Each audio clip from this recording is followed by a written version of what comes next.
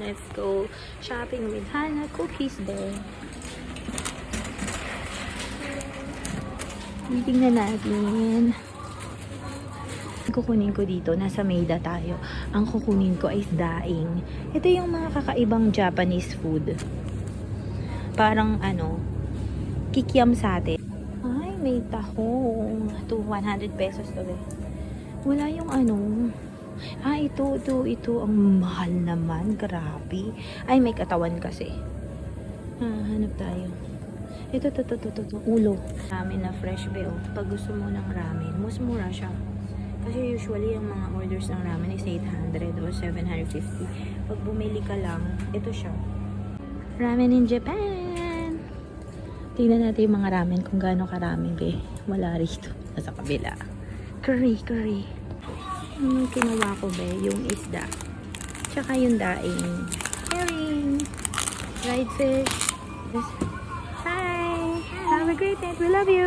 Take care. Grocery tour. Ang pinaka gusto ko dito sa Japan, yung parang si Sailor Moon, pero hindi. New trend. Oh, ito. Sikat si Cinnamoroll. Cinnamoroll here is popular and Hello Kitty. May kumuha ako nito. Tsaka may, yung vegetables is doon na lang. Kasi may libre akong vegetables. Ay, ngayon si Maida. Hi, David! Ilalagay na natin si David sa kotse kasi kanina umiiyak siya. So, he's protected there. Warm and cozy. Cute, car. Tingnan niyo. Taran!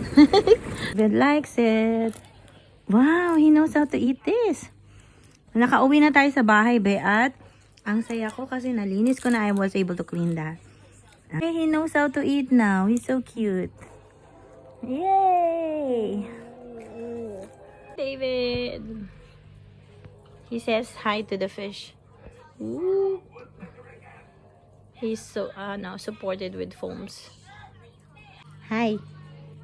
Smile. Saying hi to the fishes.